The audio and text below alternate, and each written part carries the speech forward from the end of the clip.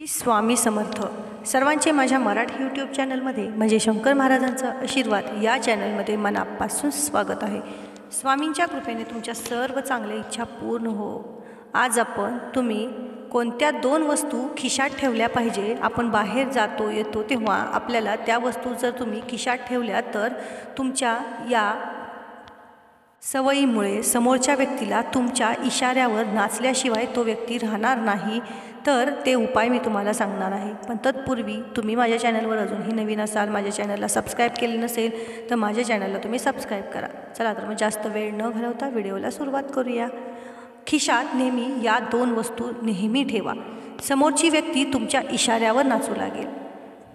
बघा, काही लोकांना समाजात, आपल्या घरामध्ये, नातेवाईकांमध्ये खूप प्रॉब्लेम फेस करावे लागतात। मित्रपरिवारामध्ये सतत त्यांचा अपमान होत असतो, तर त्यांच्यासाठी हे खास उपाय आहेत। तर तुमची जवळची व्यक्ती तुमचा सतत अपमान करत असेल, अगदी लहान सहान गोष्टींवरून तुमची चेष्टा केली जात असेल, तुम्हाला अजिबात व्हॅल्यू देत नसतील, तर हा उपाय तुमच्यासाठीच आहे।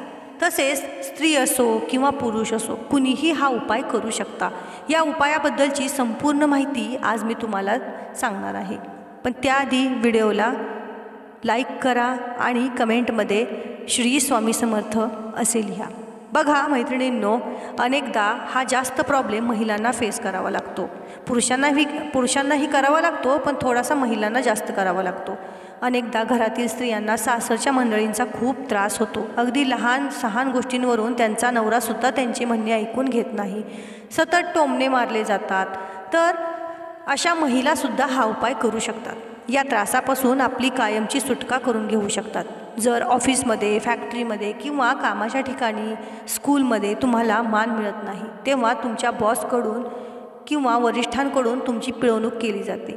अशा वेळीसुद्धा काही ठिकाणी आपण हा उपाय अगदी बिनधास्तपणे करू शकतो।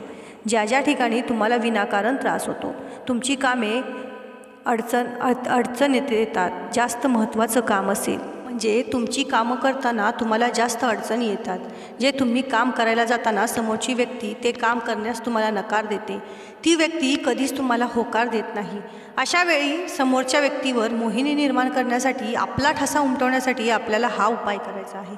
यासाठी आपल्याला दोन सामग्री घ्यायच्या आहेत। पहिली सामग्री म्हणजे मोरपीस। मोरपिसाचा हिंदू धर्मामध्ये, वास्तुशास्त्रात, ज्योतिषशास्त्रात आणि इतर तंत्रमंत्रशास्त्रात फार मोठं महात्म्य आणि अगदी पूर्वीपासून सांगितलेलं आहे। मोरपीस हा मोहिनीचं एक रूप आहे। तो सर्व वस्तूंना, मग त्या जाड असो किंवा सजीव असो, प्रत्येक वस्तू स्वतःकडे आकर्षित करण्याचं कार्य करतो। तर असा एक मोरपीस तुम्हाला घ्यायचा आहे। तो मोरपीस छोटा मोठा कोणताही तुम्ही घेऊ शकता। आणि दुसरी गोष्ट म्हणजे कोबीचं पान। आता तुम्ही म्हणसाल, कोबीच्या पानाने कुठं काय कुणाला आपल्या ह्याच्यासारखं करून घेता येतं का? पण हो मैत्रिणींनो, त्या कोबीचं एक पान किंवा पानाचा एक तुकडा फक्त आपल्याला घ्यायचा आहे। पूर्ण विश्वासाने, श्रद्धेने आपल्याला हा उपाय करायचा आहे, तर त्याचा रिझल्टही तुम्हाला तसाच भेटेल। हे अगदी खात्रीने मी सांगू शकते, कारण की मी स्वतः तो उपाय केलेला आहे। तर त्यांना दोन प्रकारच्या सामग्री, पहिली गोष्ट म्हणजे मोरपंख आणि दुसरी गोष्ट म्हणजे कोबीचे पान किंवा कोबीच्या पानांचा छोटासा तुकडा। तर या दोन वस्तू आपण घ्यायच्या आहेत। या दोन वस्तू एकत्रितपणे आपल्या खिशामध्ये आपण सतत बाळगायच्या आहेत। जर तुम्ही लेडीज आहात आणि अशी वस्त्र परिधान करत आहात की ज्यामध्ये तुम्हाला पॉकेट नाही किंवा पॅन्ट नसाल घालत तुम्ही, तर अशा वेळी आपण आपल्या पदराला किंवा ओढणीला या दोन वस्तू बांधून ठेवू शकता। त्यापेक्षाही उत्तम अशी गोष्ट करा की जर तुम्ही तुमच्या केसांमध्ये या दोन वस्तू लावल्या, तर त्याने सुद्धा आपल्यामध्ये प्रचंड प्रमाणामध्ये मोहिनी निर्माण होते आणि समोरच्या व्यक्तीवर आपला ठसा उमटतो। समोरची व्यक्ती अगदी आपल्याकडे आकर्षित होते आणि आपण जे बोलू त्या सर्व गोष्टी ती समोरची व्यक्ती मान्य करू लागते। ज्यांना हा अशा प्रकारचा त्रास होतो आहे, ते त्यांनी उपाय नक्की करून पहा। या दोन्ही वस्तू आपण वारंवार बदलू शकता। आठवड्यातील कोणत्याही वारी हा उपाय करता येण्यासारखा आहे। असं काही नाही की याच वारी केला पाहिजे, त्याच वारी केला पाहिजे। तसेच घरात याबद्दल कुठेही वाच्यता करू नका। विशेष करून ज्यांना तुम्हाला आकर्षित करू इच्छिता त्या लोकांना कुठल्याही प्रकारे आपण कल्पना द्यायची नाही, कारण जेव्हा तुम्ही हे सर्व प्रकारचे टोटके करता ते गुप्तपणे करायचे आहे। तशी वाच्यता केल्यास त्याचा प्रभाव देखील तसाच कमी होतो।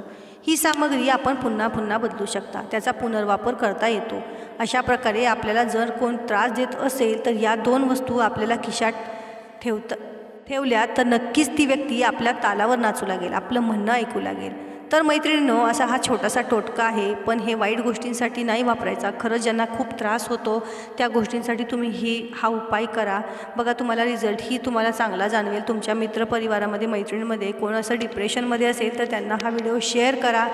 मैत्रिणींनो, तुम्हाला हा व्हिडिओ कसा वाटला हे मला कमेंटमध्ये नक्की सांगा. आणि तुम्ही माझ्या चॅनलवर अजूनही नवीन असाल, चॅनलला सबस्क्राईब केले नसेल तर चॅनलला सबस्क्राईब करा. धन्यवाद.